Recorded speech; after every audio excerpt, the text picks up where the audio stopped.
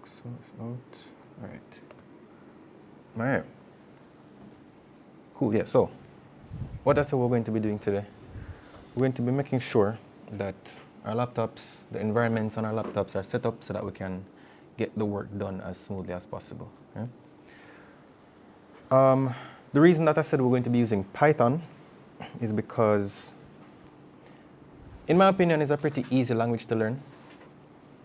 It's not very similar to C, but even though it's not very similar to C, I think it's, if you understand programming well enough, you should be able to adapt the knowledge that you have over into Python. Also, Python comes with different frameworks. Do we know what a framework is? Like a programming framework? All right. I think you guys do, but maybe you just don't know the word framework. So we know AVRC, right? We know Arduino.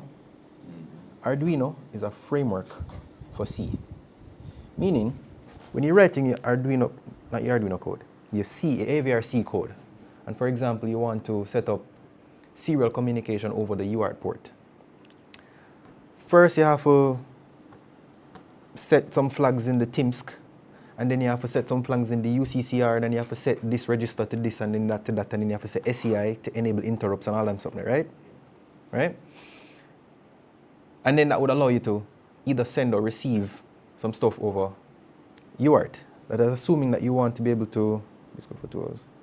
Okay, that's assuming you want to be able to send, you'd write a character to a register, and if you want to read, you'd read the value of the register. That's C, you have to do all that stuff in C.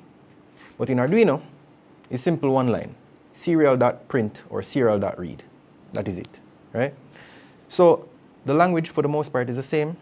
The difference is a lot of the work is done for you. You don't have to do all the manual work when you do use a framework. It's like a library that just comes with all of the code written for you. All you have to do is just call on a function. Yeah? So all the stuff with the registers that you have to set and all of this stuff, it's already done in a different file. You don't have to write the code. You just call on the function that has that code written out for you. Yeah? So let me see, one sec. What's the call?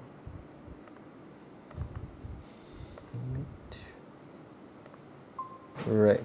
So Python by itself is pretty powerful. There's a lot of things that it can do for you, but we're going to be using a framework on top of Python that does even more for us. And the stuff that we're trying to do with Python is build our API. Build our server application, not the API. We're not building the API. We're going to download and use an API library that we will use with Python, but we'll be writing Python code so that we can create our server application or a back-end application. Yeah? Yeah? Okay. So we should all have Python by now. If you don't have Python, you can let me know. I can assist you with it. We should all have VS Code by now. Everybody hear both of those? Yes? All right. Anybody in the chat don't reach this far yet? Want to let me know if you have Python installed, have VS Code installed?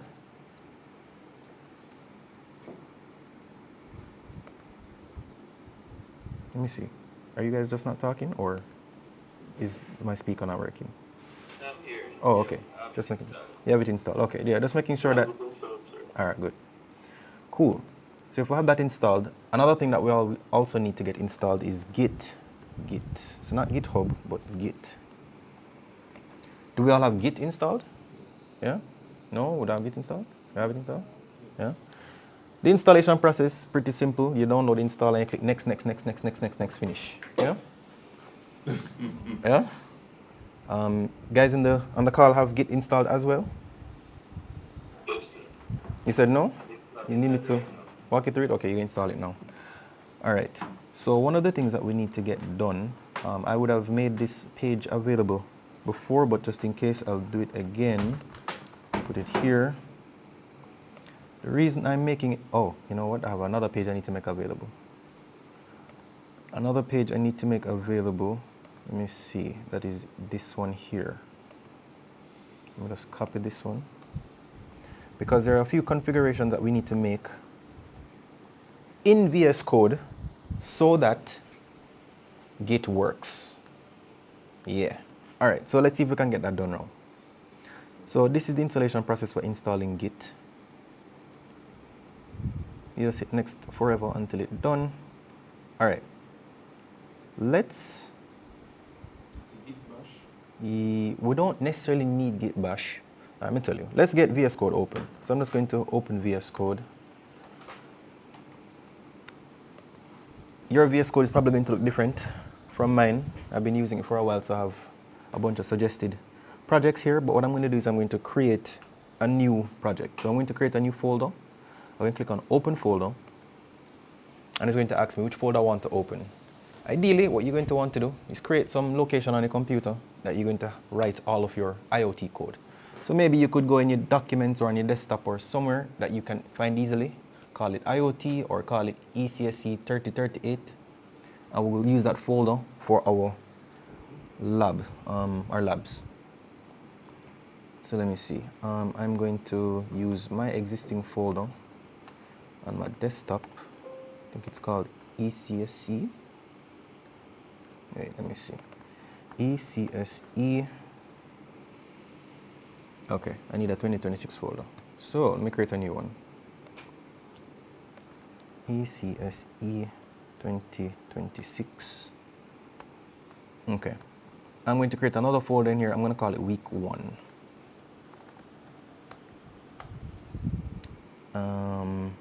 Yeah. Let me create a new folder, call it lecture. Just for organization lecture. All right, so I've created a new folder, called it lecture. And in my VS Code, this is what it's going to look like. It's going to be pretty bare. On the left-hand side, we have the code that we're going to be, well, this is the section that's going to house all the code that we're going to be writing. And on the right-hand side is where we're going to be seeing the code or editing the code that we're going to be writing. So, let me see. Before that, we still need to configure our Git to make it so that Git works. So I'm going to open a terminal. I'm going to go to, where's it go again? Oh, terminal here. And I'm going to click New Terminal. There's another way of doing that. You could also press Control and tilde. That is the button beside the 1 on your keyboard. So you press hold Control and press tilde, and it will open your terminal. So let's go back to this walkthrough where it says we need to write these commands. What we're doing with these commands is we are telling Git who we are. The reason we need to do that is because we're going to be using a service online called GitHub. GitHub is very much like Dropbox or Google Drive or iCloud, where it's the cloud storage for our code. Another reason it's very important is because it's going to allow us to help keep track of the different versions of code that we're going to be writing. When I say different versions, what I mean is you ever write some code yet and it working, so you call it lab 1. And then you realize something wrong with it. So you go back in, but you don't want to ruin this particular one, so you copy it. And then you call this one lab 1 done. And then you find the next mistake, but you don't want to ruin this one, so you copy it and it's a lab 1 done for real. And you make another copy and lab 1 done for real. And then you keep making changes, right? Because you don't want to lose the other one, because it still has some correct stuff in there that you want to copy and paste maybe, right? With Git and GitHub, it will allow us to keep one file and we can keep making changes to it. And if you realize that you made a mistake and you want to go back, Git will allow you to go back in time and reset it to an earlier state. Yeah? It is also possible, if it is a case where you want to have 2 or 3 or 5 million different versions of the same code, you can create a branch timeline where this version still exists, but you continue adding to this version, and you can switch between the two of them if you want. It work with any code? Come again? GitHub work with any? Yeah, any code, not just Python. It works with anything. Not just code, it works with anything. Yeah. So even if you want to write your Microsoft Word documents and save it in GitHub, you can do that as well. Yeah. So we need to tell Git who we are, so that when we make changes to our code and we store it on GitHub, which is the cloud storage for our code, GitHub knows that is we making the change. But the thing is, GitHub is also a collaborative tool, where if you have more than 1 people working on the same project, I can make a change, upload my code to GitHub, and then somebody can make a change to my code and upload their change to GitHub, and then you can have basically your name or your signature or your email address associated with your change. So that by the time we're all done, if we want to know who did what, we can see who wrote which line of code, who made this change, who removed this, and all those things. So we need to make those changes so that we can, or make those configurations so we can let GitHub know who we are. So first thing, if you have this page open, we're going to copy this first line. Actually, first, before anything, let's make sure that Git is actually properly installed. So let me zoom in. I'm going to close this up a bit. In my terminal, I'm going to type git space -v. That means Git version. I'm just going to see if I can find out what version of Git I have installed on my computer. If you have the same version as me, that's fine. All I want to know is that you actually get back a response from this. If you get back a response, it means you have Git installed. So git space -v. Yeah. My one said in term Git is not recognized as the name of Okay. this Git. And you definitely installed, you went through the installation process and installed Git, right? Yeah. All right. You may need to either restart your machine or close all the VS codes, close all the terminals. If you have any terminals or command prompts open on your machine, close all of them and then try opening it again. Yeah. If you still have any problem, you can let me know. So we got git -v to work. Yeah. Git space -v. So you put it. Oh, well, you need to open a folder first, I think. So create a. So open GitHub. GitHub? Sorry, VS Code. My mistake. Go to a new folder. So create a new folder. So open folder. Yeah. Create some location where you're going to remember.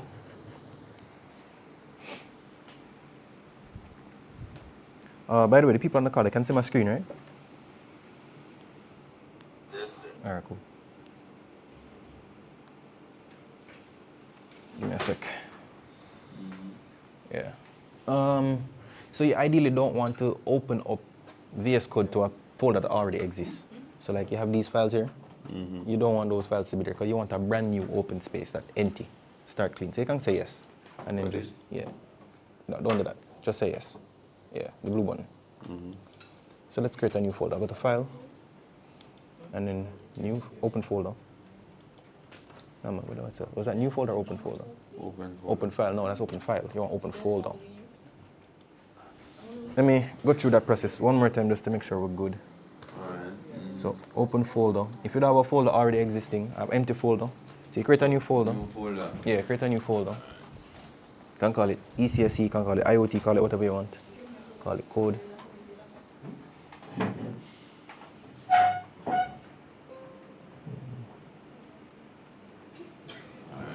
And you're going to open VS Code to that folder.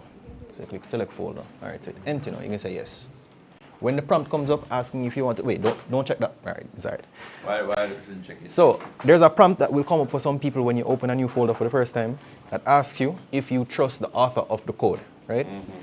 It is not to say that you don't trust yourself, Yes, it's your code that you're going to be writing, so you trust yourself. Understand, you can trust it, but I would not keep the checkbox that says always remember this, because sometimes you're going to be opening somebody else's code. And if the person's code is malicious or you don't know where it comes from, you don't want to just trust it, right? So you don't want to just trust it automatically. You're probably going to want to make sure that you know where the code coming from, you know it's safe, and then you trust it. I'm not sure how to get past, undo that checkbox, that thing that you did a while ago, but you probably can. It's all right, it's fine. If it asks if you want to trust it, and you say yes, then fine. It's just that I personally don't like to keep the checkbox checked that say trust everything. But yeah. Okay, so we'll have that. We'll open our terminal. I did it by going to terminal, new terminal. And then you type git space -v. And that should tell you what version of Git you have installed on the machine. 2.5. That's fine. If you don't have the same version as me, that's fine. I installed Git a little bit ago. Is that working now? Yeah. So you say working now? Yes, sir. Okay, cool.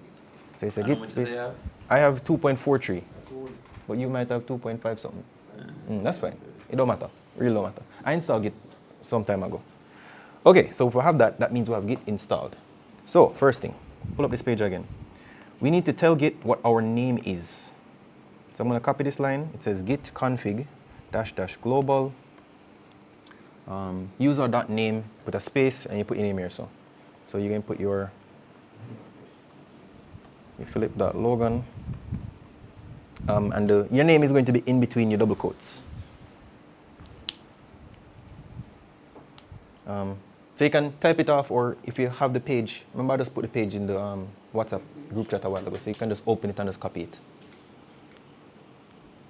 But just make sure to change your name.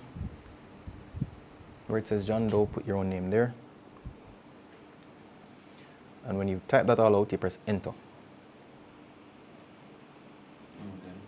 Yeah, when you press enter, what you see? It should just bring you back to the prompt. It shouldn't tell you anything at all. Okay. Yeah. Next thing is our email address. We're doing the same thing with our email address. And the email address that I'm going to tell you to use is, so before you do this part, I'm going to suggest when we're signing up for GitHub, whatever email address you use for GitHub is the email address that we're going to put here. Another thing that I want to suggest, GitHub is a service that makes sense for you to have outside of your school life if you plan to do a lot of programming later. A lot of people will use their UE email fine because they're probably not going to be using it again after they graduate. That's fine. But if you intend to do a lot of code work during your studies and outside of university, I would suggest using an email address that you want to use for something that you're going to be using for a prolonged time. So I use my own personal email address on my GitHub because I need GitHub for my work. So, Yeah? so it's not anything that needs a subscription. That's why I would have used my email address. Subscription? UE, yeah. Oh. You get what I said? That's why I'm using UE email. Okay, that's fine. It's up to you. Anything is fine. So, man, say there's no subscription. As in money? Yeah. No. For GitHub, no. Another thing is, if you're going to be going into programming jobs, a lot of time interviewers or employers will ask you for your GitHub because they want to see the work that you've done in the past. So it is not to say that they will see the email address that is attached to, but if when you're done UE, you're never going to access your UE email again, you probably want to attach it to an email that you're going to be using in the future. So yeah, it's a very important tool. Is that how it works? Is your new email deactivate once you graduate? I think so. I want to feel so. I want to feel so, yeah. Makes sense. Yeah, think so. One of the people. You know, yeah, to be honest, I don't know for sure. From masters to. That's what I assumed. That. Yeah. It is entirely possible that if I go into my UE email now, I will see the stuff from my postgrad. But that was such a long time ago, I probably wouldn't even be able to get to it. I don't know though. I don't know. But yeah, oh, by the way, this is supposed to be in double quotes as well, the email. Yeah, my mistake. Oh, another thing, you probably noticed this by now. When we're in the terminal, you cannot use your mouse. It's strictly keyboard. It is not that you're not allowed to, you're physically unable to. You can't use your mouse in the terminal. So you have to use a keyboard to navigate back and forth. So put the email address there that you're going to be using on GitHub. So I'm not going to do this because I've done it already.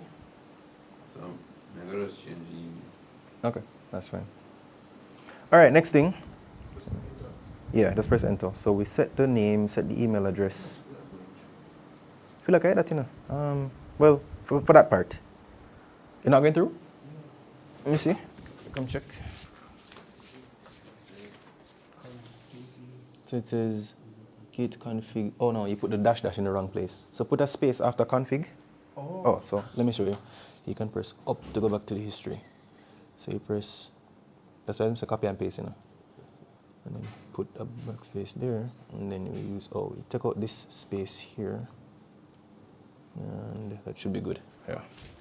Okay, real good. So next, let's see.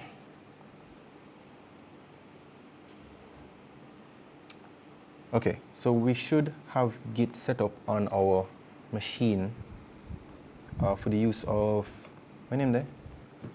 VS Code. Next thing, okay, on the extreme left-hand side of VS Code, we have a few buttons. I may have more buttons than you. I've installed a few more things in my VS Code, but that's fine. The topmost button, the Explorer button, we click that when we want to see the list of the code that we have in our workspace at the moment. So whenever I want to see the list of files in my workspace, I click on the Explorer button at the top. If I have a file open and I want to search for something, I have some text in a file and I'm trying to find that text in the file, I click the search button. type in whatever text I want to find. If I want to access the version control of my code, meaning if I want to go and make a change to my code and save a version of it to GitHub, or if I want to reset back to an earlier version of my code in GitHub, I go to the version control or source control button in GitHub. Can we click on this button? The source control or the version control. Do you have the same buttons as me? Yeah? Okay. Source control. Okay. So click on source control, and if I'm not mistaken, I believe there's another step that we need to take before we can actually get these buttons to work. So let's just test something out. Click on publish to GitHub. And it may bring up a little window that says something about, oh, you know what? Actually, before you do this, yeah. Hold on, yeah, before you do that, sorry. We need to sign up for GitHub first. Have we signed up for GitHub already? Okay, so the people here have. People on the call, sign up for GitHub already? Yeah? Okay. All right, if you have already signed up for GitHub, you should be able to click on the button that says publish to GitHub. Let me know what comes up when you do that. Where is your source? So, on the left, extreme left, Uh-huh. source control. This button here. Click on that. You can have those buttons. Click publish to GitHub. Publish. Mm-hmm. Yes, on GitHub. Yeah, so say allow. Allow. Yeah. Then it's going to take you to your GitHub, and it's going to ask you to connect your Git to GitHub or connect VS Code to GitHub. You can allow it or continue. So now what we're doing is we're telling VS Code that this GitHub account is ours. So they're linking the two of them. So anytime you make a change, it posts to your GitHub. Yeah, yeah, you can authorize it. Mm-hmm. Mm-hmm. This is account, right? Oh, it's asking you to name the folder, interestingly. You can click public. Why is it doing that? And then click. Oh, is that, They publish the GitHub private public. you can say public. And then select which file should be included. Yeah. Get some options. Yeah, so if it asks you private or public, you can just say public. I'll explain what that means in a second. If it asks you which files to include, you can just click OK, because it should be no files, because this folder should be empty. So yeah, you can just say OK. Yeah. And then it should push to GitHub, and once it's done, you should get a notification that says that it do, and you can open the repository on GitHub. Did we get that? No? Oh, it may be asking you guys to publish. Click on the... Wait, is that right? Yeah, click publish. Oh, we never did that a while ago. Oh, you may be in the wrong folder. So you're inside your IoT folder, and then you have week 1 there. I prefer if you open VS Code in the week 1 folder. So go to File, File, and you go to Open Folder, and then go to IoT folder, go to week 1, and then go to Select Folder. So this is the base of your project. Yeah. Yeah. So you can do that now. Oh. Okay. All right. We need to fix this. Don't really need that group. Go back to this IoT folder. Again, delete your IoT folder and recreate it. Anybody on the call having any issue? Doing a bunch of stuff. Awesome. All right. Cool. Folder. For the IoT folder. That's good. Windows downloading. Oh, okay. That's okay? Yeah. Post me, I said that, but it's okay. That's all. Yeah. Here's work. I need open GitHub. No, sir. Never open GitHub. Go to GitHub. Oh wait, this is okay. Go to pull up GitHub.com.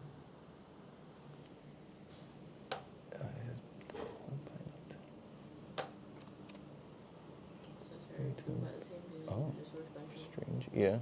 So go to source control. Publish to GitHub. Week 1 IoT public. And then say OK. And nothing happens. All right, maybe the folder can't be empty. I'm not sure. Let's see if we can do something else. All right. If it's not working, let's see if we can try something else. So let's try creating a file. Yeah, go ahead. When you publish the GitHub, it's supposed to consider folder in GitHub. Yeah, but it seems maybe I might have skipped a step. Were you able to see the folder on GitHub? No, no, Okay. sir. All right. I think I might have skipped a step. I think it's because we can't upload an empty folder to GitHub. So let's try creating some information and write it to GitHub. All right. Follow me. Let's go back to our workspace. The topmost button, Explorer. We click on that. And we're going to create a new file. I'm going to use this button here that says New File.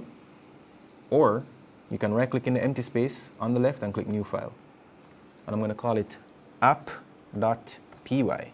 That's a Python file. App.py. So create a new file. Right-click on the left-hand side. It's a new file. New file. We know the difference between a file and a folder. Yes. I'm just making sure. I'm just making sure. Okay. Yeah. Okay. Cool. So I created a new file and I called it app.py, no space, all lowercase. All right. So on the right-hand side is where we're going to be writing our code. So to make sure that Python is installed on our machine, we need to just do something real simple. I'm going to say print. And I'm in my double. Oh, actually, hold on. Before I do that.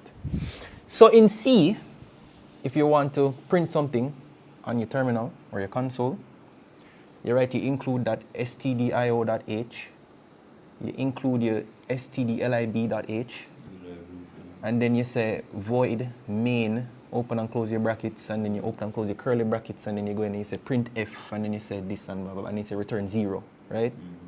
In Python, we just say print, open and close your brackets, put your double quotes, and you say hello. And that is it. That's how we print something in Python. Now, before I get this to run, if you'll notice, in my VS Code, at the top, in the tab that says app.py, there's a circle next to it. The circle means the code is not saved. So you have to press Control S to save it. It turns into an X. Control S, or you go to File and you say Save.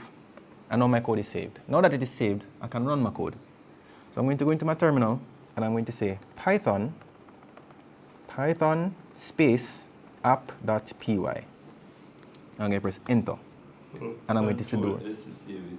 Yeah. And then no. Wait, what just happened? It's broken. Zero. Hold on there. Yeah, it does, but mine's weird. So Python app.py. Press enter, and it should say hello. Did we get that to work? Okay. If that works for everybody, this would have been the fastest I've ever gotten this to this point in this course. Because every single year, is it on the chat, it work? Yes, sir. Yeah? Everybody? No, sir, hold on a No? second. Is it save? Sir, at the publish to GitHub part. Yeah. Oh no, man. We're stepping back a bit because I think I might have skipped a step. I don't want to say about that. Oh. Because I did have something in my folders. Oh, you did. So it did publish. Well, it's giving me an option to do private or public. Oh, okay. Cancel that. Cancel that. So just press escape and come back. Okay. So we got it to print hello. That's actually amazing. VS Code is asking if I want to install the recommended Python extension. Yeah, sure. You can. Not wrong with that. If there's anybody else getting a suggestion by VS Code to install the recommended Python extensions, you can install that. It's doing that because like your IDEs, like your IntelliJ and your Eclipse and Micro Studio, what's that name? Yeah, Micro Studio. Back when I was in undergrad, it was called Atmel Studio, but then Microchip bought it, yeah. So yeah, Micro Studio, whenever you start typing some code, it may give you some suggestions to autocomplete, right? By default, VS Code don't do that. If you install the Python extensions, it will allow it to do that. So you're basically teaching VS Code how to write Python, so that when you start typing, it's oh, this you mean? And you just say yes, and it just type it out for you. Yeah. Sometimes it can get really annoying though, because as soon as you press one button, it'll go say, hey man, this you mean? And then you're like, oh no, calm down. Yeah. So if you see, if I type P and it just give me a bag of things. Sometimes it's kind of annoying. Oh, that's a good extension. Yeah. But yeah. So you can go ahead and do that. So you type print, open your brackets. So print is a function. in Python. Functions have the open and close parentheses. I say parentheses because I did ComSci. These are parentheses, these are braces, and these are square brackets. Yeah? So if you hear me say parentheses, I mean the circular ones. Yeah? Okay. Yeah, so you save it, you say Python app.py, and it says, hello. Everybody in the chat, did we get that to work? Anybody need assistance getting to this point? No, I think we're not having an issue with Python in my terminal. It's not finding the command. It's not finding it. Did you install Python? Yeah. Using the link that I gave you, you may need to close everything and reopen it back, or maybe restart your machine. Yeah, let me know if you still have any issues. Everybody get it? Okay, I have to restart. All right, no problem. Okay, all right, so everybody here is good? Okay, good. Cool. So, like I said, if we actually get everybody to get that working soon, then this will be the fastest I've ever gotten Python to work specifically. I did make a change. I would have changed where I tell people to go and install Python. Before, I would tell people to go on the Python website and install it there. But if you do that, you have to put a bag of things on your machine for it to work in VS Code. But if you go in the Windows Store and download it there, it just works. It's very interesting to me. All right. So what you could install it from within VS Code? So if you install it from within VS Code, it doesn't actually install Python. What it does, it installs tools that makes VS Code able to understand your Python. So it's like a helper that you can use when you're writing your code. It makes suggestions. It also gives you a bunch of other programming tools that help you when you're writing Python. It doesn't actually install Python. Make sense? Yes. All right. So we know how to print. Do we know the word concatenate? Have we ever heard that word in programming before? Joining. You put two things together, you join them, right? So let's say, for instance, I want to, since I mentioned concatenation, we know about variables, right? If you want to create, actually, I'm going to ask that question. What are different data types that we have in programming? Off the top of your head, you have int, char, long, double, float, all them something, right? Cool. In Python, types, data types, they're optional. So you don't actually have to specify your types. It's kind of weird. I don't love it. A few years ago, I would have told you that there are no types in Python because types in Python is relatively new-ish. Somebody said something in the chat a while ago. There's a hand raised? Yeah, somebody can reshare the link to download Python. Yeah. One sec. Try this. Go to Store on Windows and just type Python 3.13. I'm not on Windows. Oh, you're not? Wait, what are you using? Mac? Yeah. Okay, that's another kind of worms. Okay, if you're using Mac, I think you have to go on the Python website. So go to python.org. Oops, python.org. And then you have to download Python manually. The Python 3.14 is out. That's interesting. So yeah, whatever version is the latest, you download that one. And since you're on Mac, anytime I give an instruction that requires you to type the word Python in the terminal, you specifically will have to use Python 3, not just Python. If I say type Python -v, you have to type Python 3 -v. If I say Python app.py, you have to type Python 3.app.py. Is that clear? Yeah, because by default, Mac does have a version of Python already installed, but it's Python 2.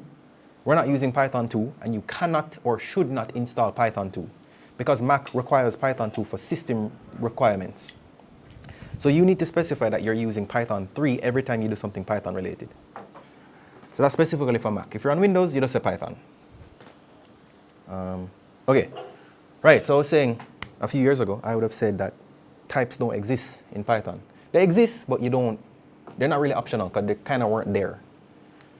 But they changed that for programming reasons. Now we're going to have types. But even though we have types now, we're not really going to be using them when we're creating variables. We can, but we don't have to. So I'm going to create a variable. I'm going to create a variable called name. I'm going to set that equal to Philip. Somebody tell me why I put Philip in double quotes. Like, it's not a Python question, it's a programming question. Go ahead. It's a string. Yeah? So anything that we want to make a string, we put in double quotes. In C, you would have been told that a single quote is character and double quote is string. In Python, the two of them is string. There's no difference in Python between a character and a string. You can use your single quotes, you can use your double quotes. You choose which one. I only suggest that you be consistent. If you use double quotes in one place, use double quotes everywhere. If you use single quotes in one place, use it everywhere. All right? Okay, so I'm going to save my code. Also, you'll notice I did not put a semicolon at the end of my line. That is because we don't have semicolon in Python. So you just end the line by ending the line. There's no semicolon. All right? So here's what I'm going to do now. I'm going to go into my print function, and I'm going to say print hello, and I'm going to say plus name. So it's going to say hello Philip. And I want you to take note of the fact that I have hello in double quotes, because that's a string literal, and name is a variable. So I don't put name in double quotes. So when I save this, I'm calling the function. I get run this now, and it's supposed to hello Philip, but there's no space, so I'll put a space here, save it again, run it again, hello Philip. One of the things I've been doing just now is when I go into the terminal, instead of typing out the whole command every time, because it's a command that I typed just now, I can press the up button on the keyboard and it will recall the last command I typed. The more up you go is the more commands you're able to see.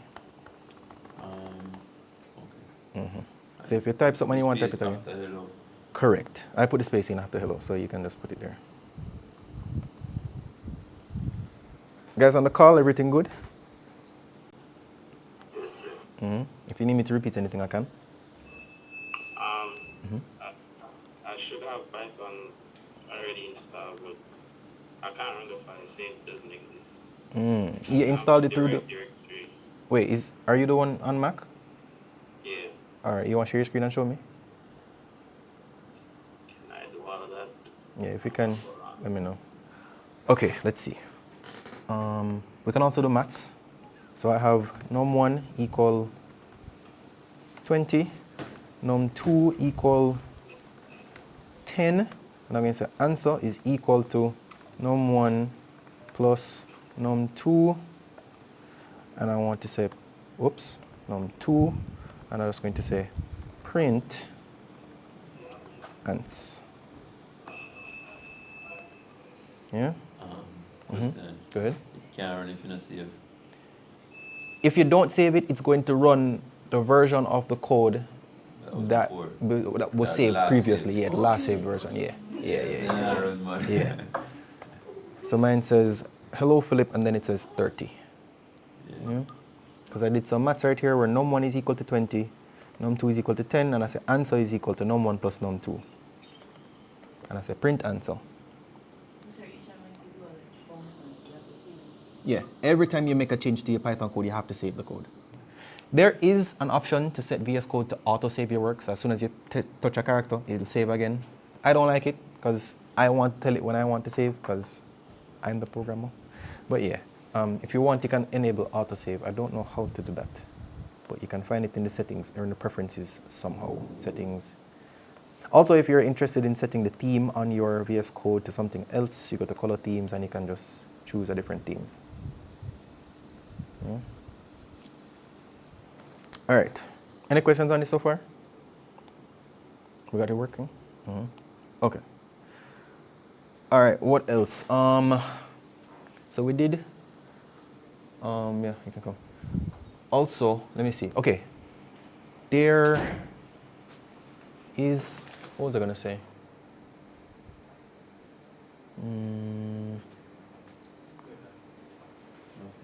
Let me see. All right. Let's write a simple function. So I closed everything out. I removed all the code in my VS Code. Yeah, I deleted it. What I'm going to do is I'm going to write a function in Python. It's important for us to know how to... Am I jumping the gun? Am I going too fast? Because I don't even show you if statement yet. It's all right. It don't matter. Because you guys are smart, right? Okay. Let's write a simple function. Question. Yes, go Will ahead. clear it? What does Control C? I control A and then backspace. Okay. Yeah. Click everything on. Yeah, just select everything and then delete it. It's a text editor. Yeah. Yeah, man. So, let's write a function. In your C code, you'd have written void main, open close brackets, or whatever. And then you put the body of the code in between your curly brackets. I'd have told you that in Python, we don't have curly brackets. All right. So what it means is, for us to write our code, we need to take indentation very, very seriously. Let me show you what that looks like. So to create a function, we need to start out by using the keyword def. That means define. We are telling Python that we are defining a new function. What the function name? Let me give it a name. I'm going to call it greet. Yeah? So my function greets somebody. Let's say who it's supposed to greet. I'm going to give it a parameter here called name. This parameter, I'm going to be using it to store a string, and my function is going to greet whoever's name is passed into the function. In order for Python to know that this is the end of the definition of the name of the function, in the colon right here. So when I put a colon right there, again press enter, and you will notice that VS Code indented the line. It automatically put the cursor one indentation away from the edge of the file. Do not undo that indentation. It is important that you leave it, because that's how Python knows that this is the body of the code, because we don't have open and close curly braces. So what I'm going to do is I'm going to say print, and I'm going to say wagwan, space here, so plus, and then put name. Yeah? So that's my function. Again, press enter. When I come out of the function, if I need to call that function now, I need to make sure that it's not called here. Because if I call it here, if I call greet here and put a name, it's going to think it's part of the function. It does not know that this is not supposed to be considered as a part of the function. So I'm going to remove the indentation and put some space below it. So now the definition of the function and calling the function are on the same level. So this is the definition. It starts on line 1 and ends on line 2. Now I'm calling the function. So I'm going to save this. Let's call it. So hold on, Philip. Can we try this, please? What is def? Def means define. It is telling Python that this is the definition of this function. So after you say def, you give the function a name, then you specify any parameters that the function takes as input. You put your colon, very important, and then you press enter. It indents one line, yeah. So for example, the colon tells the next line to indent. Well, it doesn't tell it to indent specifically. That's a byproduct of Python. It just specifies, if you don't have a colon here, then Python won't know that this is the end of the function definition. So if I run it now, I'm going to error. It says expected a colon, because it sees a def, it sees a function name, but it don't see the colon. The colon tells it that this is the end of the function definition. Okay. Yeah? The end of that particular line. So it is not to say that you're going to put a semicolon at the end of each line. The semicolon only goes here, in this case. All right. Let me see if you guys are good. Can I ask you to write a function for me that accepts 2 numbers as input and then print the sum of those 2 numbers? I just want to see if, like, given the information I've told you so far and your knowledge of programming, is this enough information, or do I need to give you more information to ask you to do that? Let me see. So write a function. By the way, commenting, you comment with a hashtag in Python. Write a function that accepts 2 numbers as input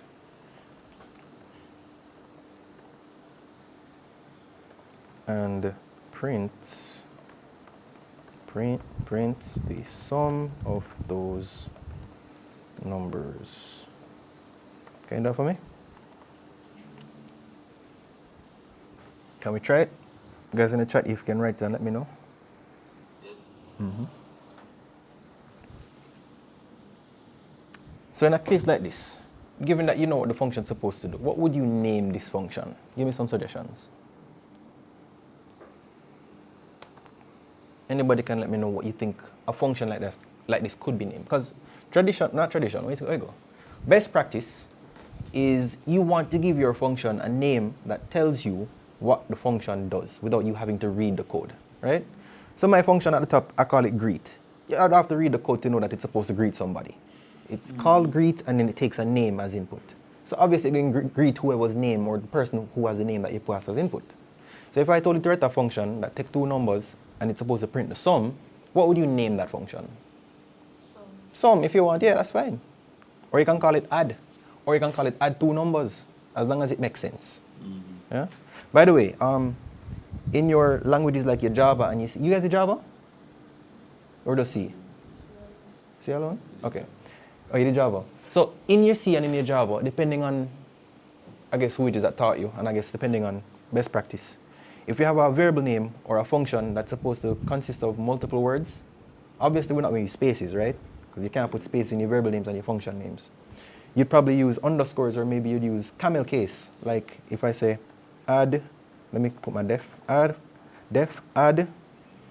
two numbers. We're familiar with this? Yes. Yeah. So you could do something like this. Or you could do a thing like this. You say add underscore two underscore numbers. You can do either one. Both are fine. This is called camel case. Wait, no, this is not camel case. This is snake case. That's all? Snake case, yeah. In my experience, I believe that the tradition for Python is you use snake case. It is not to say that snake case is the only way you must do it. It's just that depending on what language you're writing, very often you'll see people doing in Java, them use camel case. Python, them use snake case. You don't have to though. Do whatever you're comfortable with as long as it is correct. I think I'll probably stick to snake case because I'm used to that in Python. So I create a function called add two numbers. And I said that I wanted to have that function take two numbers as input. How do I specify that? Can you let me know how I specify that? The function name and then variable name. Variable name. So inside my parentheses, give me some ideas of what I could call my variables in this case. Num1, I'm going to put a comma here and say num2. Yeah? Okay, so now we've done that, and you put your colon at the end of the line. Okay, press enter.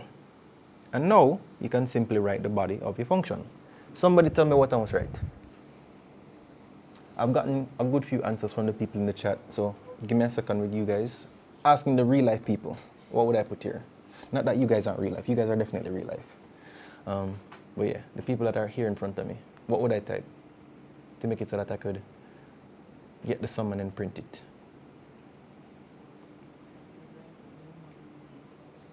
Come again? So remember, it's the function. For your function that you're writing, what you're doing is you're defining the behavior of this function. So we're not going to use the function to specify what the numbers are. Whoever is calling the function is going to specify what those numbers are. So the function is just supposed to define the logic. So could we give them a prompt? So say. Okay, I understand what you're saying. You could give them a prompt. Say give us two numbers. Right, but we kind of already have the two numbers. You get me? That's the argument, yeah. So since we have the argument, what we need to do with them according to the instruction. But it doesn't deal with the function, so we have the num1 plus num2. Right, so we need to find the sum. So I'm going to say sum equal. I don't think I like the idea of using the word sum. I think sum might be a keyword in Python. So the fact that it's green right here, so I think is a keyword. So I'm going to call it answer. Equal num1 plus num2. And then I can print answer.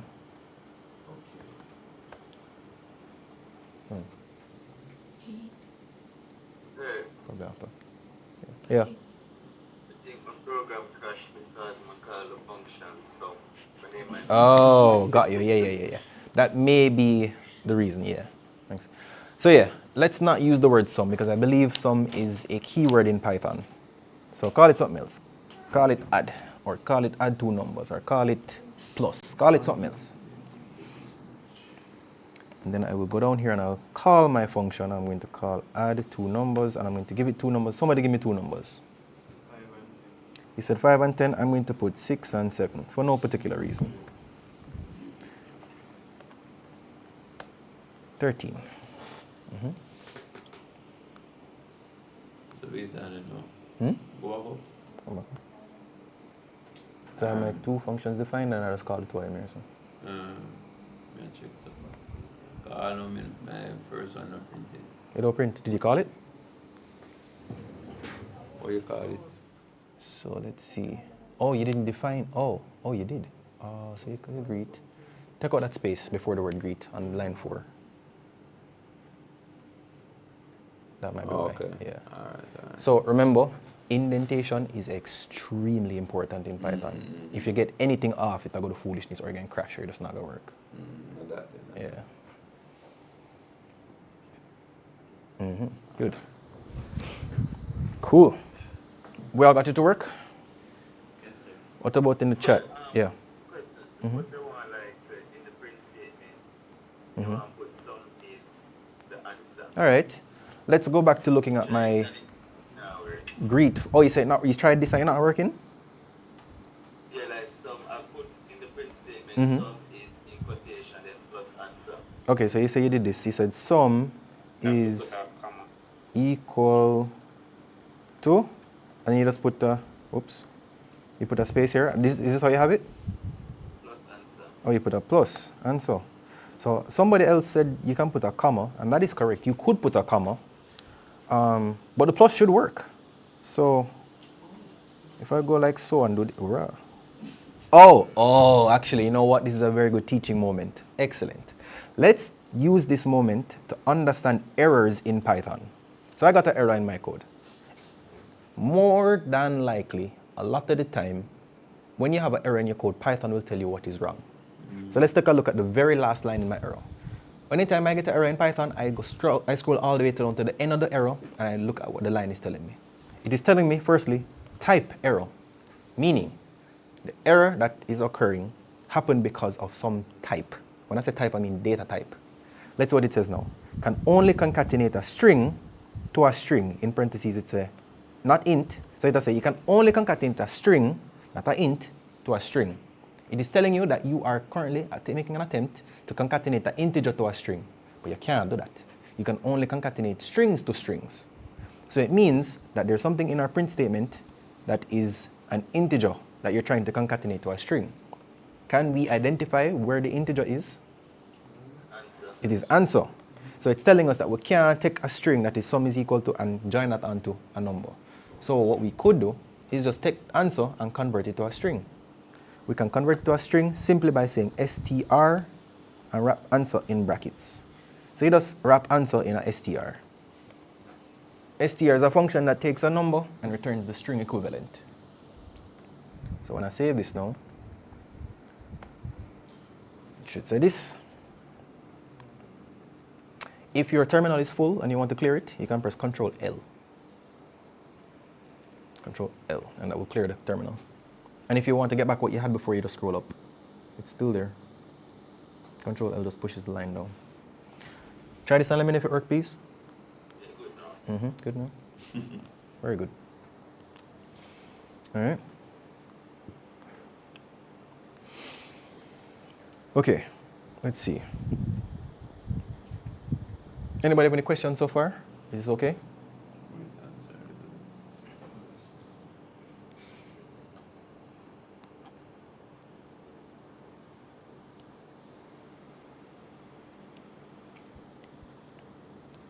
Oh, by the way, since on the left, at the moment, we're only working with this one file, app.py, and we really don't really need to see it all the time. I can just close it up by clicking on the button. So now it's gone. Click it to open it, click it to close it. I don't need it on screen all the time, so I'll just close it up. Give me more space to work.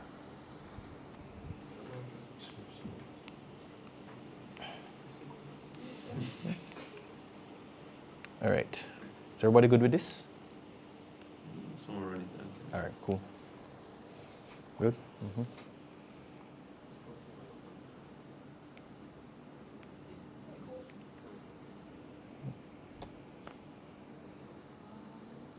Anybody in the chat need any assistance? We're all good. I'll take silence as we're all good.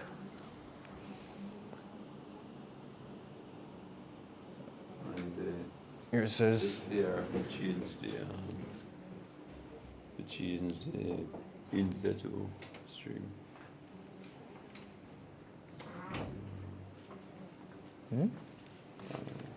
Thanks. Hmm? And all? Yeah, thank you. All right, work.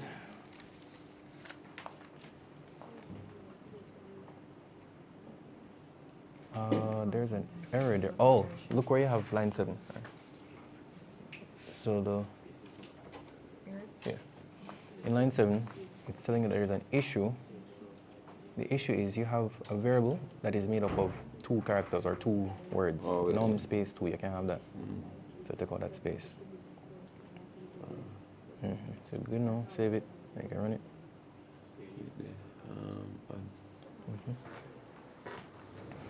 All right. So that should work after you run it. So here's what we're going to do next. Let's take a look at if statements. We know if statements, right?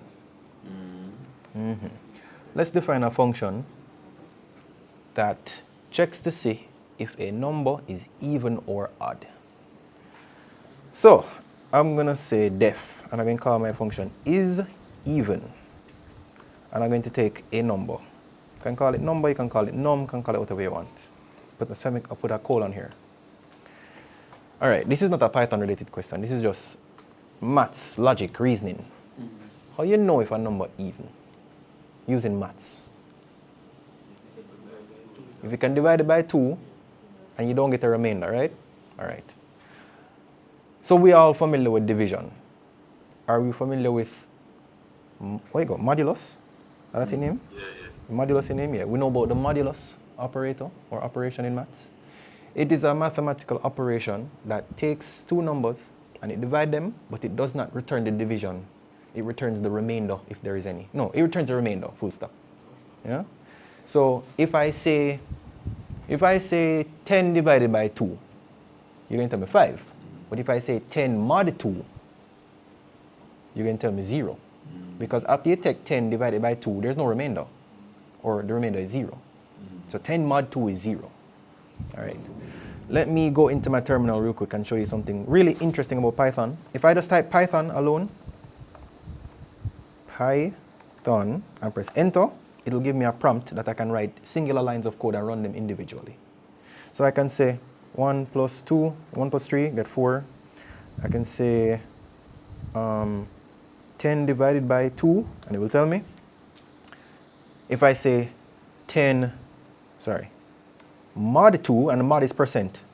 So if I say 10 mod 2, it gives me like 0. So anytime I say percent or mod, use a percent sign. That's the mathematical symbol for mod. Let's try 11 mod 2. What are we going to get back? 1. We'll get 1. What if I say 13 mod 2? What are we going to get back? 1 or 2? If you take 13 and divide it by 2, does it divide cleanly or you get a remainder? You get a remainder, so it can be 1. Yeah?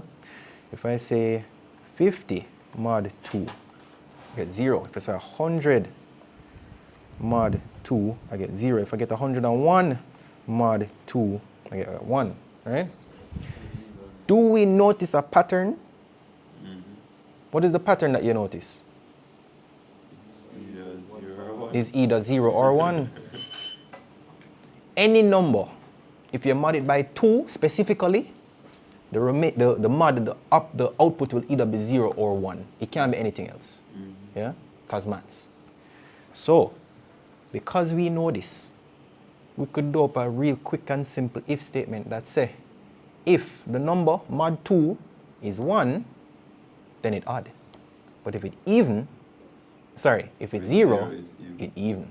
So let's do that. So I have my definition up here. Say is even. I'm going to say number, and I'm going to write. I'm going to say if, put a space here. When you're writing your if statements in C, you put if and then you open and close your parentheses. You can if you want to, you don't have to. You don't need the parentheses in Python. But I like to put the parentheses because it's organized. So I'm going to say if number mod 2, and all along when we want it to be able to assign a value to a variable. For example, if I come down here and I say I want name to be equal to Philip, you'll notice that I will put a single equal sign. That's for assignment. If you want to take a value and put it in a variable, use a single equal. But what if you want to do comparison? You want to check to see if two values are the same. What we use? We use a single equal, we use two equal sign. Same thing in Python. So I'm going to say if num mod 2 is double equal to 0, right? So I say number mod 2, if it is equal to 0, then I put a colon here. Colon is, yes, go ahead. By argument like this, you only ever get 0 or 1, so do we really need a double equal? That is an excellent question. And I'm assuming that you know that if you say if 1 is true and if 0 is false, right? That's why you asked me that? Yes. Okay, good. We can test that out. I don't remember if it's a case where Python considers 0 to be false. I think it does. But let's do this first, and then we can test out after. If you want, you can go ahead and test out yourself. But let me do this first and then test out after. But that's a good question. I'm pointing at the projector like it's a projector talking to me. That's crazy. All right, so yeah, I'm going to say if num mod 2 is equal to 0, then, and I put my semicolon to tell Python that that's the end of my if condition. Then I'm going to put the code to be executed if true, and that would be, I'm going to say print, and I'm going to say, let me put number is even. Put my full stop there. And then I'm going to put my else, and I put a, do I need this? I think so, yeah, else. I'm going to copy this line. Number is odd. So if you notice, I have a semicolon, a colon after the if line, and a colon after the else line. Very important you put those colons. Also, I maintain proper indentation. So this is the line of code that runs if the condition is true, and what comes after the else is what runs if it is false. Make sure you keep your indentation consistent. I like to use a tab for my indentation. You can use spaces, but space is kind of harder to track. So yeah, you can try it out. Let me know if this works. I'm going to call my function below now. Make sure my indentation is good. So I'm going to say is even. So one more question. Go ahead, yeah. Based on this, enough gas number as a string, like to work. Oh, thank you so much. You definitely do. You absolutely do.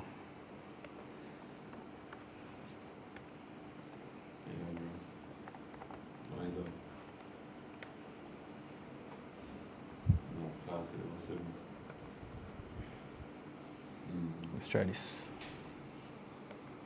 Oh, if you open Python in the terminal and you want to quit, you type quit, open and close your brackets, press enter. So I'm going to hit Python, and now it would have given me 5 is odd, 10 is even, 34 is even, 16, 50, 45 is odd. Did we get this?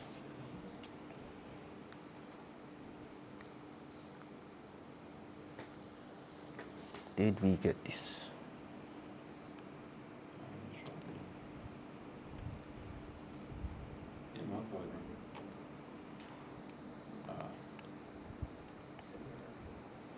Let me know if you have any difficulties.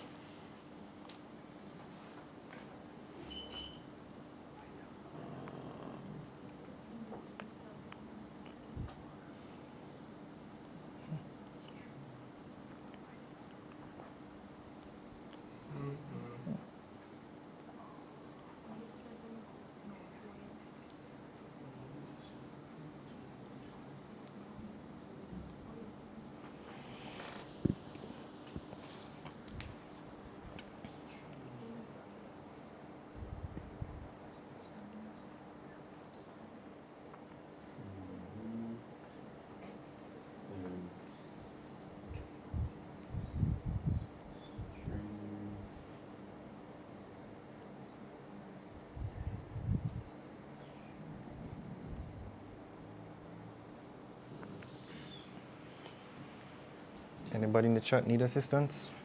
I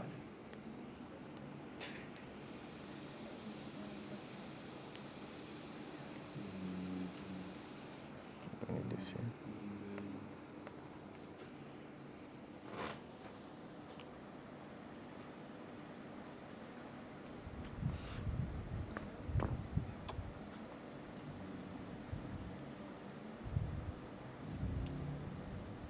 Did we get it to work?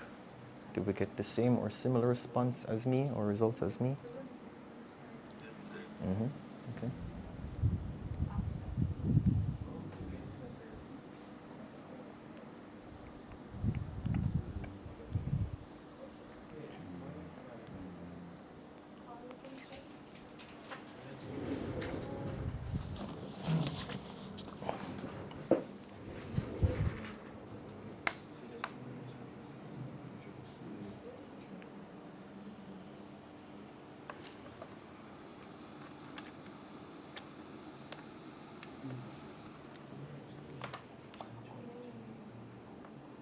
All right, I can move on now.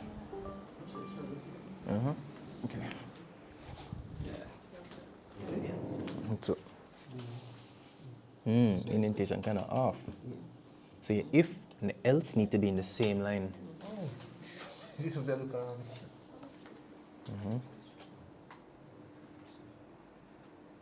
So press the key to go over, so, and then backspace. Now they're in the same line. Fix your prints. Prints need to be in the same line as well.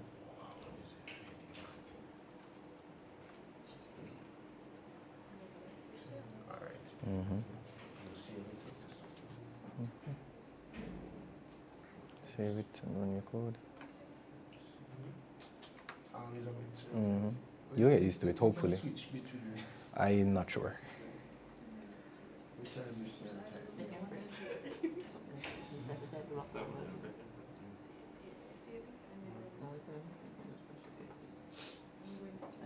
Yeah, just press up to go to the history.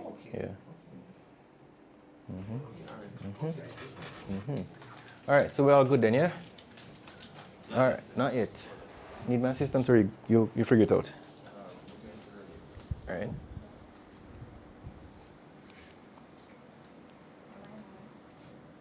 Good now? No? Need my assistance? Or are you going to match it out? All right, for the people that are waiting, let me give you a small exercise to do. So I have electronics and biomed students in my class. I will give you a biomed and electronics exercise for everybody to do.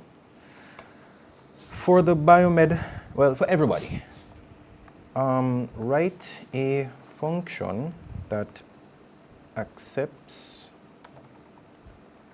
two parameters as input: a temperature and a unit. Example, F or C. So Fahrenheit or Celsius. Print whether the person is hypothermic. What are the other ones? Hypothermic, that's if you're cold.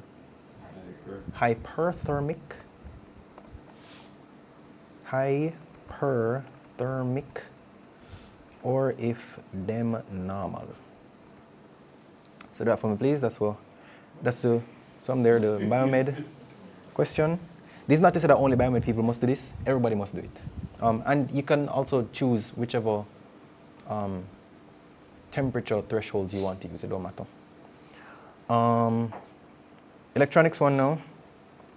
Write a function that takes 3 resistor values that are in parallel and prints the effective resistance.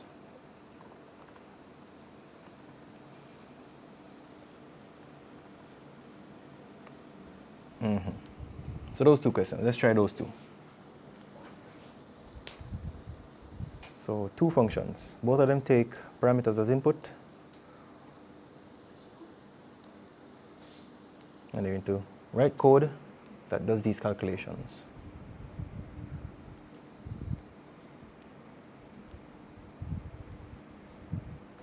Or is them normal, or if them normal. If you need assistance, let me know. Sorry, I need assistance. Okay, no problem.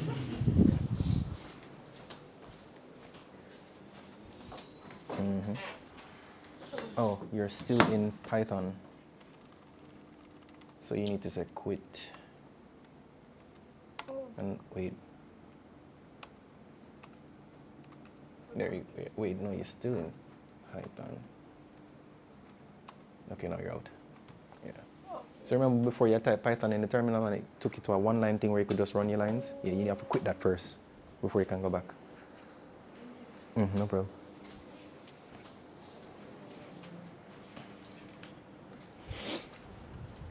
In my opinion, the easier one to do is the resistance in parallel one, because it's faster, I think. If you want, I can tell you. I mean, everybody's about, all right, listen. Everybody know how to calculate resistors in parallel, right? If you don't know, I can tell you, because that's not Python. That's just maths. And I would be the best person to tell you because I did introduction to electronics, circuit analysis rather, 4 times or 3 times. I think it's either 3 or 4 times, because I'm a horrible student. I'm bad at studying. So I did that course about 3 or 4 times. All right, so the formula that you use, see, you said product over sum, that is if it is 2 resistors. But since it's 3, you have to use a different formula. You have to use 1 over 1 over, right? 1 over the sum of the, it's the reciprocal of the sum of the reciprocals of each resistor. So it's 1 over R1, let me just put R1 plus 1 over R2 plus 1 over R3. So yeah, this is how you find parallel for 3 resistors. 1 over the sum of the reciprocals of the resistances. Sir, Yeah. what about issue with BS1, right? You want to share your screen and show me? It's a setting issue, but you know, like, see if we can do that.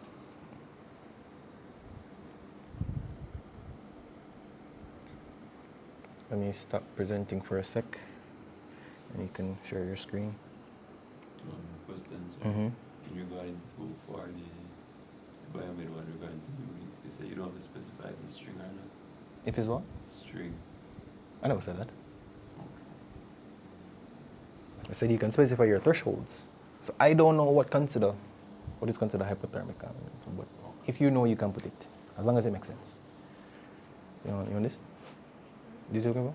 You waiting on me? You doing? Oh, okay. Ding dong.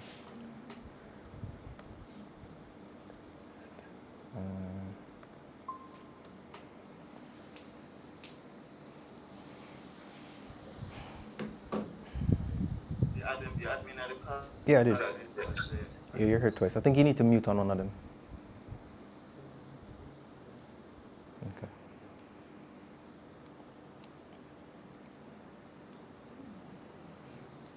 So what were the instructions? Take a picture.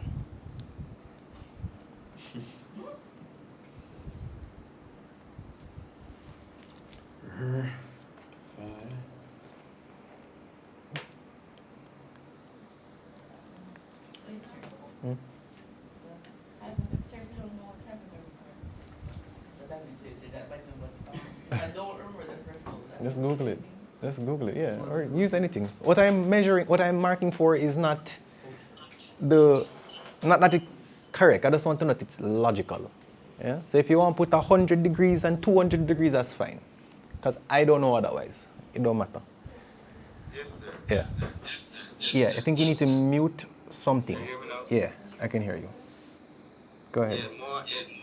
Wait, something need to mute. You need to mute something or you need to turn on the volume on something because I'm hearing echo.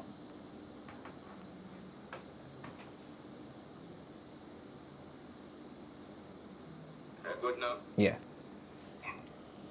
Yes, as I'm more edit in the bracket, but every time that I type, it keep on. Oh, press the insert button on your keyboard. So it will be above backspace. So there's a button called insert on your keyboard. Insert. Yeah, press that button.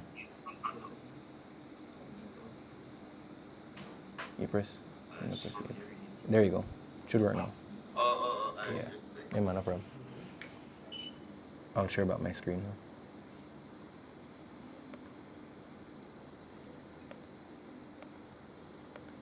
Let me know if you can see my screen, please.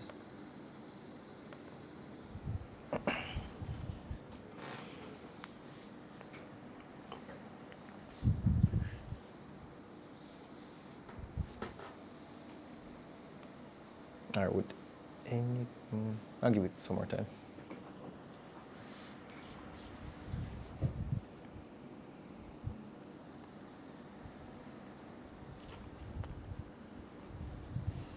I will give you until 3:30.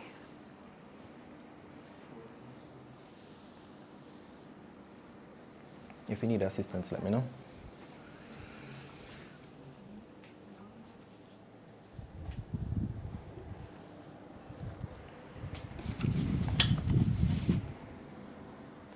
So you need both exams? Yep. Would be nice if you could attempt both of them, yeah?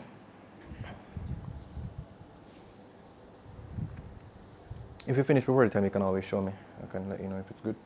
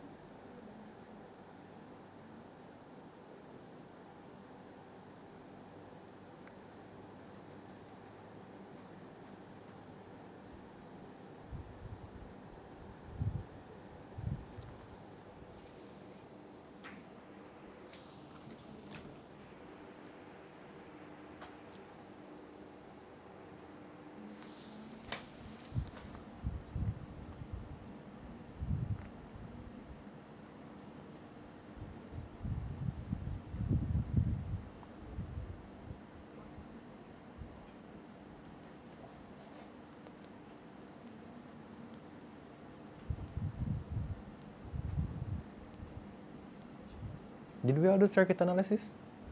Okay. Just to make sure.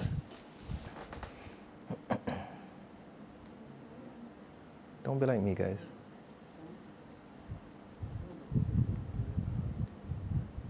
What did you have done?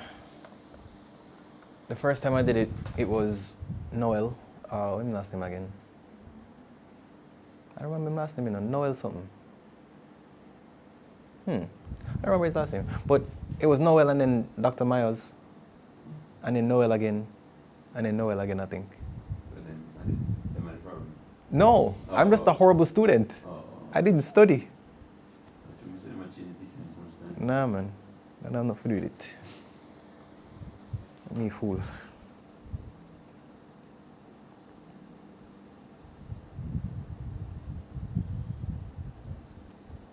There was one time I was doing the exam and there was a question that was taking too long for me to do. It was an easy question, you know. Why did that take too long? So I said, I'm going to come back to it. And I went around the end of the paper to finish up and I forgot to come back to the first question and that's why I failed.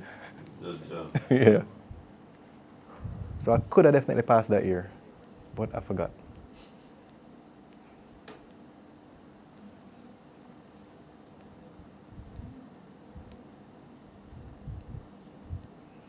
How we stay? Have we gotten any of them yet?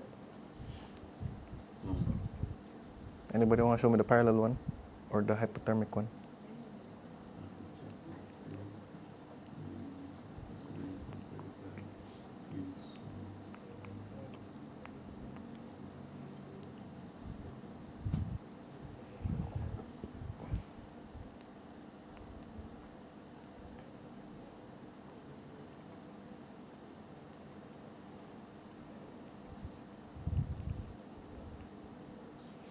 All right, it is 3:30. I'm going to ask y'all to tell me what to write. Let's start off with the, which one we want to do first? The first one first. All right. So you said def. What are we calling this function? Temp and unit. Come, what? Temp and unit. That's what we're calling it? Temp underscore and unit. So, okay. Let me ask you. If you saw a function that was called temp and unit, just by looking at the name of the function, what do you think the function do? It's temperature. How you know that? It's a It's temp. a temp. All right. I don't love the name of this function because all it tells me is that it has something to do with temperature, it has something to do with unit. I don't know what you're going to do with them. So I don't love the name of this function. Can I get a different suggestion for the name of this function, please? Check up. All right, check up. And I prefer that because it's a function that you call that's supposed to do a checkup, right? Checkup, when you think of checkup, you might think of a doctor. And that really convey temperature. It don't really convey temperature. Let me tell you, when I hear checkup, the first thing I think of is a doctor to say, and then put the thermometer in your mouth. Do they still take temperature like that? They don't put the thermometer in your mouth. They put it on your arm, under your arm, no. All right, you say it don't convey temperature. Give me a better one then. Check temp. Yeah. Check, all right, give me Temp check. temp check. That sounds more human readable to me. Temp check. And you can put your camel case or you can put your snake case if you want. Either one is fine. I'll put snake case. Temp check. Good. So this gives me a better idea of what this function is supposed to do. It's supposed to take a temperature and you're going to check something. We'll define what it's supposed to check in the function. So what I said this function is supposed to take 2 parameters as input. What are the 2 parameters? Yeah. The temperature and the unit. So give me a variable name for the temperature. Temp, comma, unit. Good. All right. So now that we have the temperature and we have the unit, what we need to do first? Let's define the logic first. What's the threshold that considers a person? Which one are we doing first? Hypothermic or hyperthermic or normal? Which one are we doing first? Hypo, let's the hypo. Okay, so you say less than 35. Can you tell me what to write? If.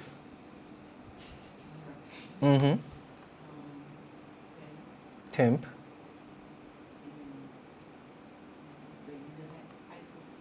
To anyone, that's fine. Less than 35.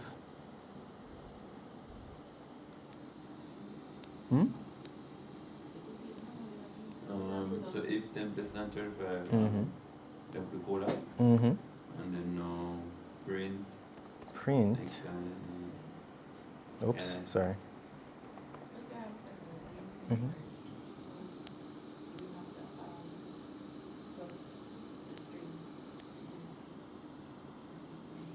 Come again? For the unit? What about it? To the check? We don't need it. We don't need unit for it. Well, we don't need to add the unit onto this because temperature is a number. So because Python don't know about Celsius and Fahrenheit, you know, it just based about the number itself. So that's why I asked then for the parameter, does the unit is necessary? That, yeah, I think it is. Because when them say if temp is less than 35, which one we talking about? How we know that? Oh, you're correct. So are you saying that we should define the unit then? It needs to, okay, at this point here, the function does not know if this 35 is, suppose for example, this 35 is actually Fahrenheit. And I put print the person is wait, less than 35 mean, well, the person will be hypothermic regardless, right? Regardless of whether it's 35 or, sorry, Celsius or Fahrenheit. But we don't know which one. So, what I would suggest, let's check the unit first. If unit is equal to C, in brackets, C, capital, well, the person might put in lowercase, but we can check for that later. So if the unit is C, then we'll put our if statement that says if temp less than, you can if you want to, you don't have to. if it's less than 35, then you're going to say print you are hypothermic. Right? So if it is less than 35, you're hypothermic. What's the range for normal? Equal? Really? Say for 36, you're not normal. If it's 36, you have fever? Because All right, you know what? For now, let's just believe that. If it's exactly equal to 35, fine. So if it is less than 35, you're hypothermic. equal to 35. So, okay, the thing is, in this case, we'll have 3 different outcomes, right? It's either hypo, hyper, or normal. So that means I'm going to need 2 conditions. One to check to see if you're hypo, one to check to see if you're hyper, and then if it's none of those, then you must be normal. So in C, you'd put else if. In Python, you put elif. Yeah. Elif, and then you put your condition again. So this is a else if. So because it's a else if, you could put a next condition. Else if temp, I need to be consistent with my parentheses. Again, put a parenthesis here, put a parenthesis here, condition. Else if, or elif, temp greater than 35, then print, oh, I don't have an R. You are hypothermic. You are hyperthermic.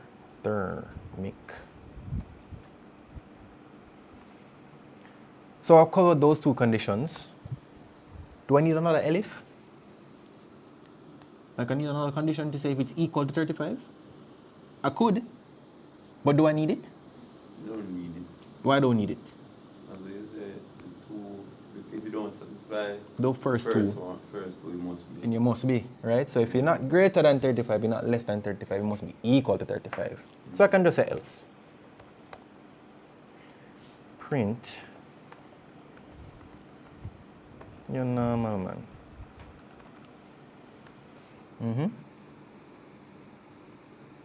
Okay with this? But that is only if it is C. Let's run this so far and see if it works. So let me call my temperature check. So I'm going to say temp check, and I'm going to put that I am, which one are we doing first? Hypothermic or hyperthermic? Hyperthermic. So that means I need to put something like 40 degrees and then put a C right here. So let me get rid of these calls up here so that it doesn't flood my terminal.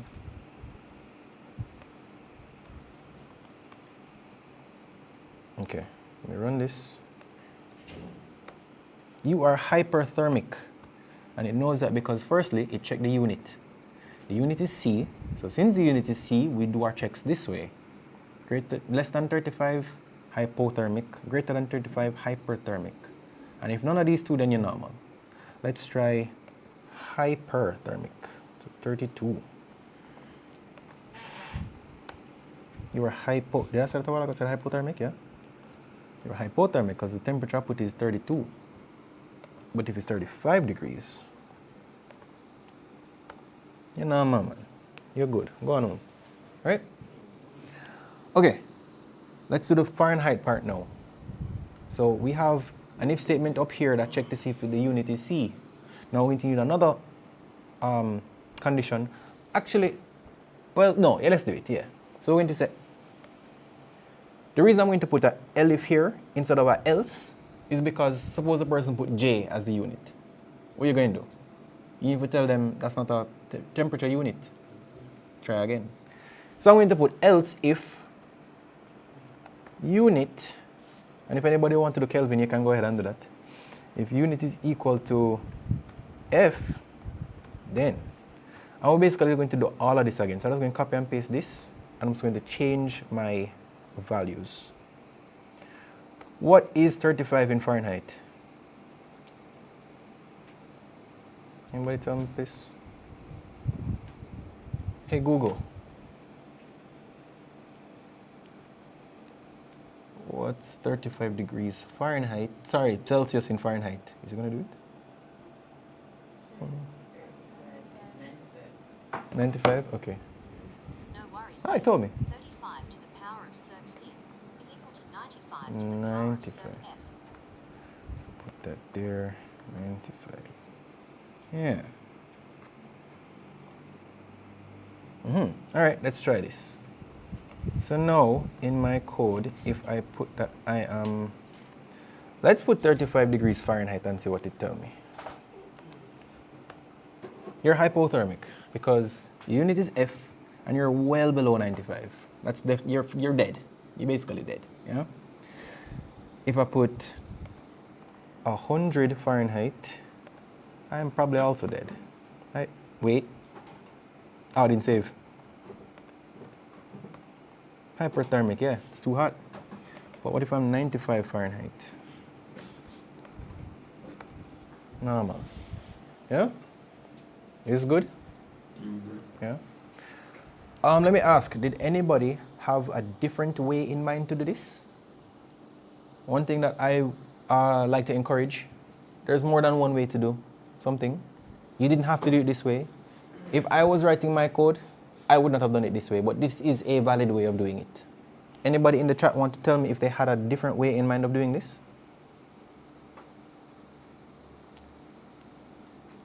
No?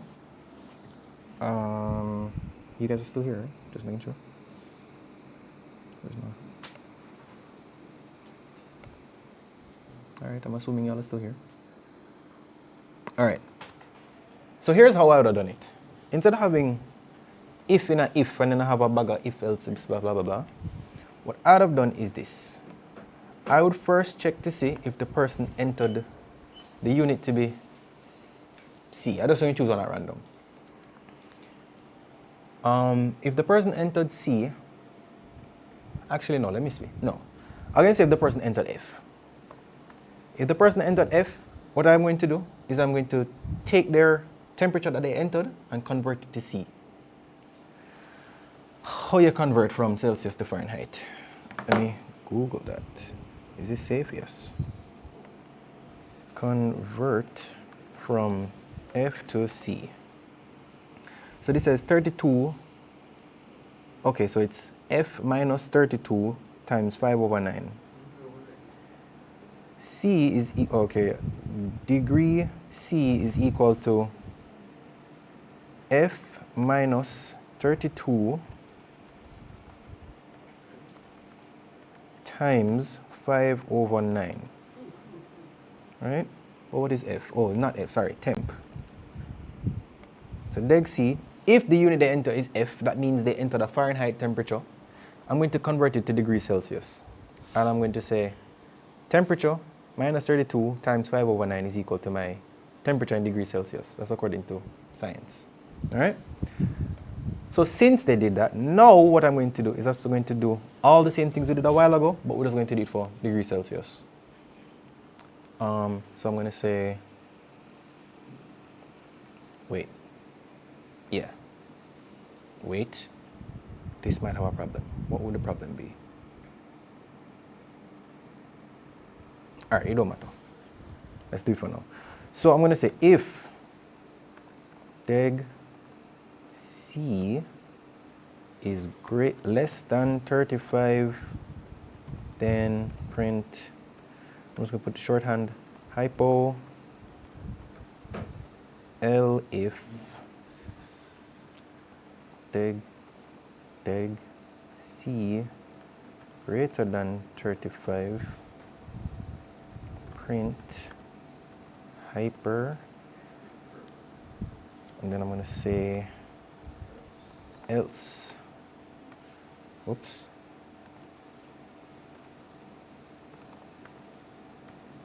normal.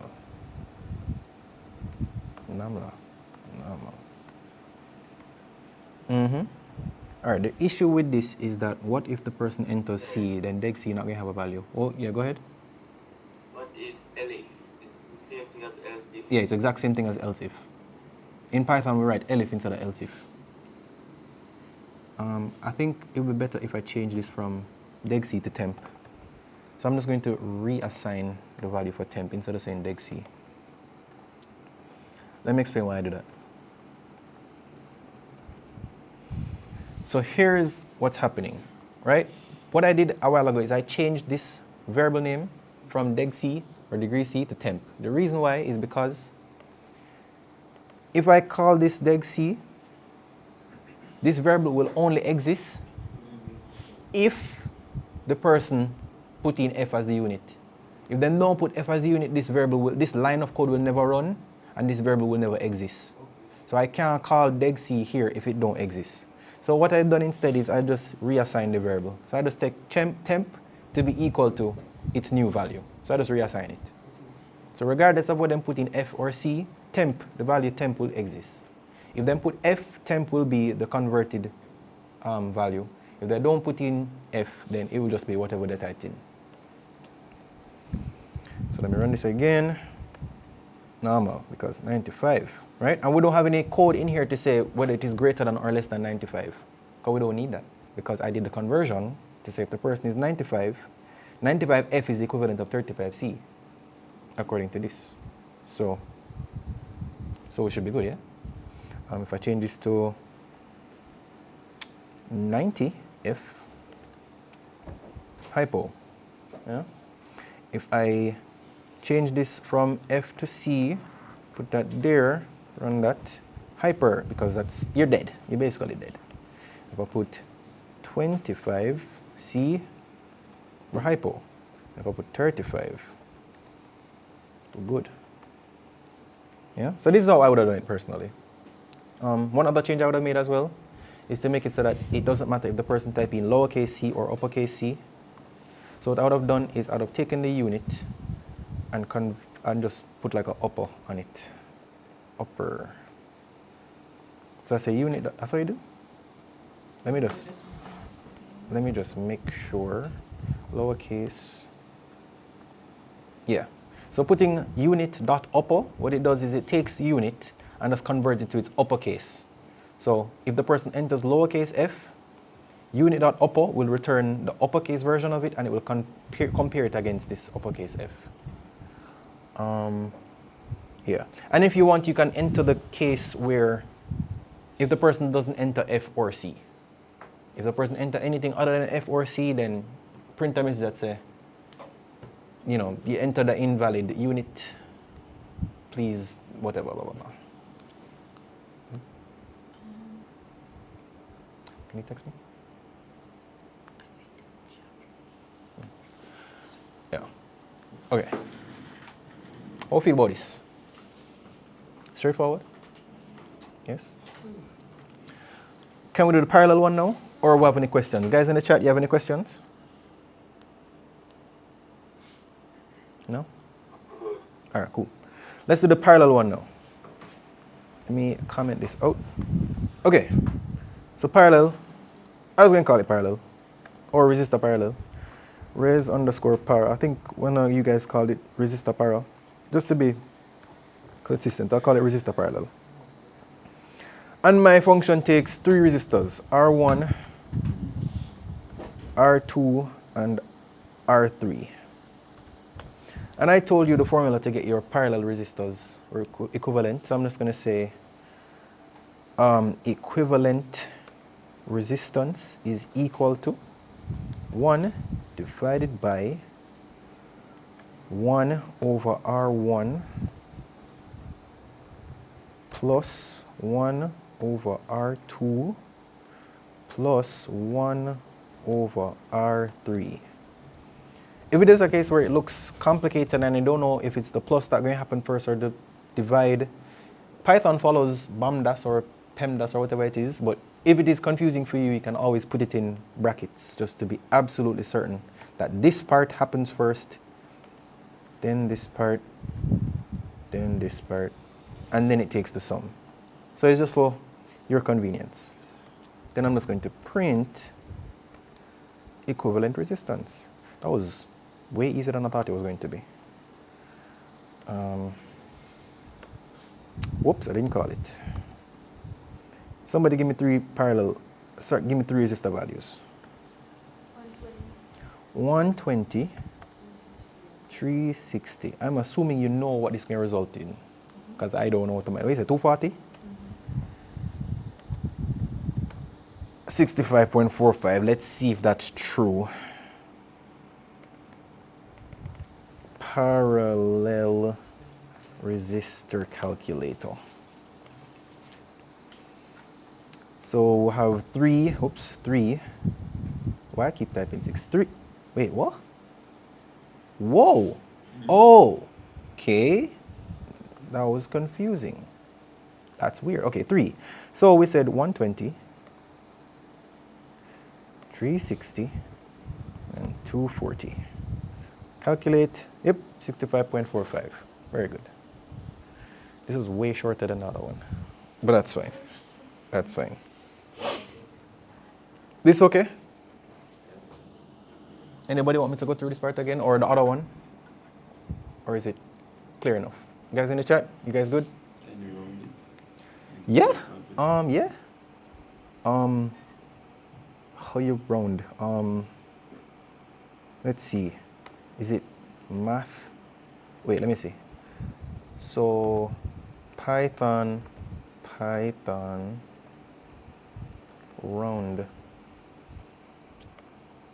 I just want to confirm something real quick. Okay, so we don't need math. So we can just say round. So I can just say round. Yeah. So round is a function that rounds a number to a given precision in decimal. So I can specify how many digits I want, or I can specify none. If I don't specify any digits, I think it just rounds it to the first integer. So let's see, 65. If I wanted to round it to 2 digits, I put comma 2.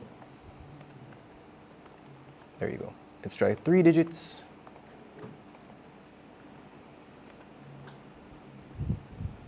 Yeah.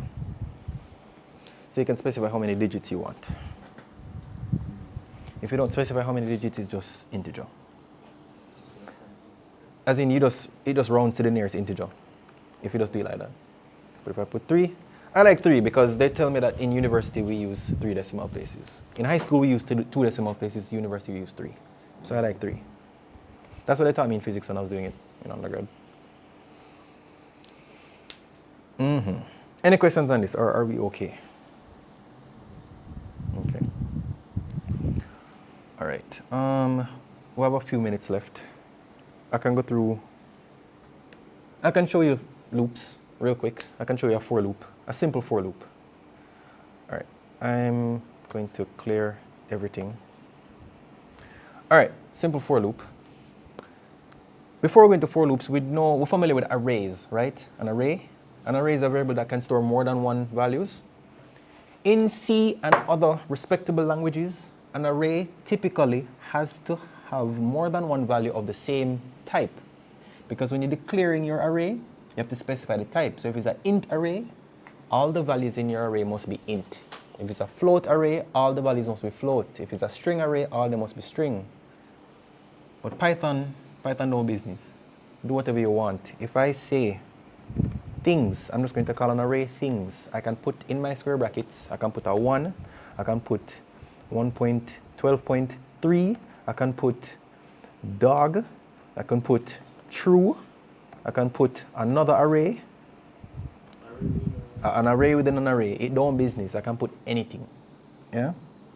One of the things that you'll notice is when I'm writing booleans in Python, if it is true, it's a capital T. If it is false, it's capital F. In other languages, it's lowercase, but in Python, true and false have to start with a capital. If it is not capital, it will not know what you're talking. It will not know what you're talking about. It will assume it's a variable. So you have to give it capital T, and then it will count it as a boolean. So this is my variable called things. It is an array. We know how to access values inside of an array. We use its index. And in C, index starts from what number? Start from what? Fortunately, Python, it starts from the same place. So if I want to get the first value inside of my array, I'm going to print things 0. And I print 1. If I print things 2, things 1, it should print, what should it print? 12.3. If I want the third thing, then it will print dog. If I want the fourth thing, oh, fourth is, wait, this is 0, 1, 2, 3, 4. Oh, yeah, I skipped the true. So yeah, it printed this array because this is an array inside of my array. It is the fifth element indexed by the number 4 in my array. Let me go back to this one, 3, save it, and print true. That's okay? So it's 0 indexed, so this one is index 0, this is index 1, 2, 3, 4. Let's see what happens if I try to go outside of the array. So if I try to print index 5, it gives me an error. It says index error, list index out of range. It tells me where my error is taking place. It's telling me that 5, there's no fifth element, or there's no element that has an index of 5 in my array, because I only have this many things in my array. All right, let's say for instance I want to print all the things inside of my array programmatically. You could say print things 1 and print things 0 and print things 2 and print things 3, but that's going to take too long. These are for loop. So I'm going to say for. In your for loops, and you see you write for I, or sorry, you say for int I equals 0, I greater than, we're going to use I just the same, because it's still a for loop, we'll still use I for iterate. So for I in, for I in things, put my colon, so you put your colon at the end of a for loop as well. For I in things, print I. So in this case, the variable I on each loop is going to assume the value of each element. So on first loop, I will be equal to the first thing in my array, which is 1. Nope, it does it for you. Yeah. So this is actually more similar to what is known as a for each loop, as opposed to a for loop. A for each loop, what it will do is it will perform some action for each element in a given list. So what I'm saying here is, for each element in my array called things, and in this case, each element is going to take on the variable of I. So for I in things, print I. Let me save this. And just print everything. Print them 1, 1. So to make this a little bit more user-friendly or readable, I would say for thing in things. Because I have a variable called things, which is my array, a single element. So things is made up of things. Each thing inside of my array things is a thing. So I just create this variable here, call it thing, and say for thing in things, print thing. Is that confusing? Was it better with I? All right, maybe it was better with I, but let me just show you that it does not make a difference. It does the same thing. But you say it's better to put I, I'll just put I.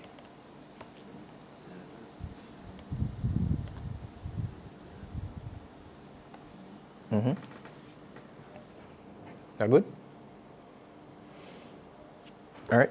If it was a case where, for example, I wanted to print the numbers between 1, should I? Sure. No, let me make you do that for homework. Yeah, this is how you do that for now. So if you have an array and you want to print all the things, or if you want to perform some action for each element in that array, you say for I in variable name, array name, and then you perform that action. So I could be anywhere. It could be anything, as long as it exists. Oh, you mean this here? Yeah, this could be anything, as long as it's not a keyword in Python. It's just a variable name. Yeah. That good? You want to try this before you leave? Make sure it works. You guys in the chat good? This can be defined as a function, same as Yeah. So yeah, you can say def print all the things, and you would expect it to take an array or a list. Print all things, and then it's supposed to say for thing in thing. Oh, for thing in array. Actually, you know what? No, for element in array. In array, print element. An element in this case is not a keyword, it's just a variable name. So I would call this here. So let's create a list of names. I'm going to say names equal Philip. I have Raynor. I have Tiana. Say your name spell. I have Janelle. I have Richard.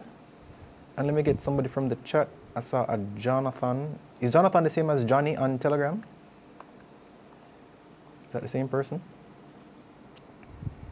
Let me run this now. Oh, let me call this.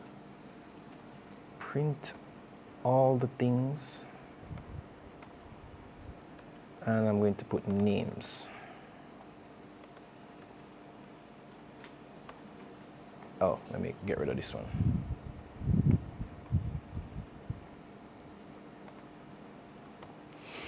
So print everybody's name. Let's make it greet. Oh, you know, it'll be cool. Yeah, let's make it greet. Let me write back the function here for greet. Def greet takes a name and then it greets. It's print. Wait, print. Print. Should I make it print? Yeah, print. One.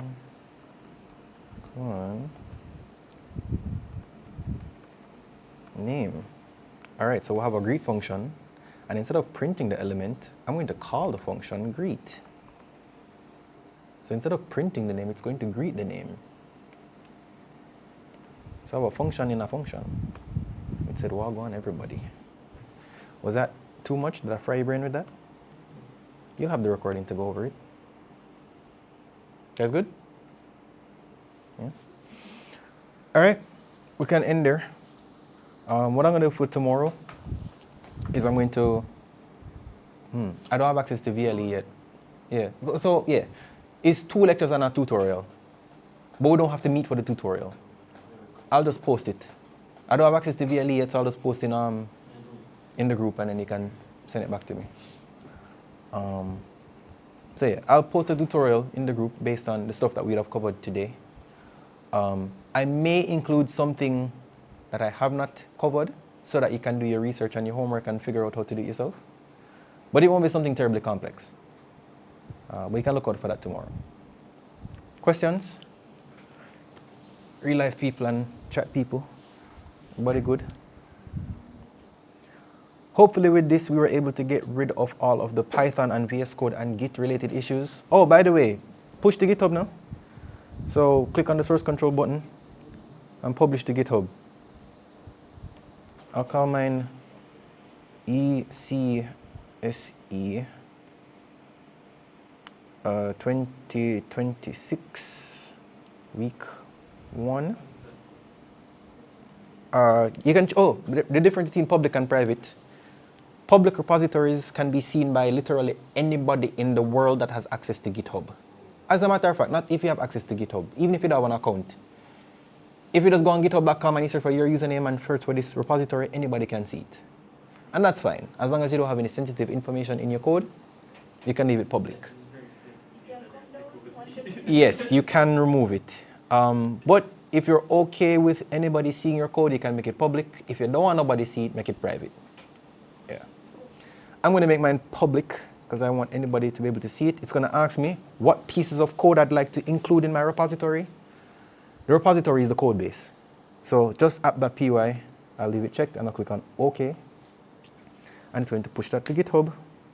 And if it is done properly, it will give me an option, successfully published to GitHub, open on GitHub. If I click this, it should open GitHub.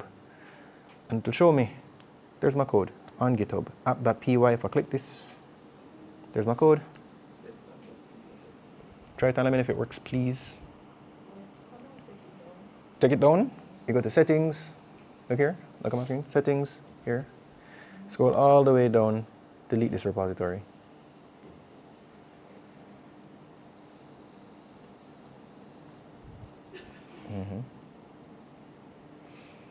Yeah.